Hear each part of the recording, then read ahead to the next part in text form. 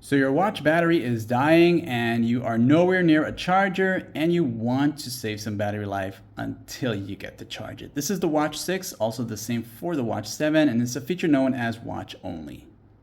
From the clock face view mode like this here, go ahead and swipe down from the very top section like this until you see settings, tap on that once, and once in this section here, go down to the battery area.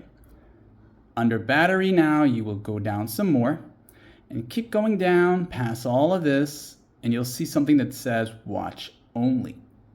Now for some of you, this might be kind of like, what is that? But when you tap on it, it's going to say estimated battery life, and you'll see all of this here. So what this does, when you turn it on, it's going to have your watch to turn off and just the watch only. So your watch is going to operate as a simple basic watch that tells time only, and that's it.